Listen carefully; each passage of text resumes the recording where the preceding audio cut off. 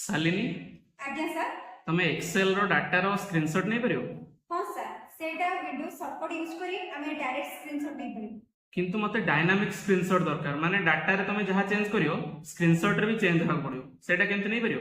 हां sir, first हमें drop down को जिबा, एठरे हमें मोर कमांड्स को जाई ऑल कमांड्स ऊपर क्लिक करबा, एठरे हमें कैमरा सर्च करबा, एठरे हमें कैमरा ऊपर क्लिक करी ऐड ऊपर क्लिक करबा, ओके क्लिक करी एठरे हमें जो डाटा रो स्क्रीनशॉट नबा सेही डाटा ऊपर सिलेक्ट करबा, एठरे हमें कैमरा आइकन ऊपर क्लिक करी एठरे हमें क्लिक करबा। वर्तमान हमरो स्क्रीनशॉट डाटा आसी जाईची।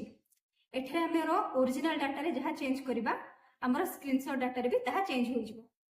सपोज हमें हम ओरिजिनल डाटा रे 80 रु 100 करबा, हम स्क्रीनशॉट भी 100 हे जिवो। एही परि भाबे हमें डायनामिक स्क्रीनशॉट दे परिबा।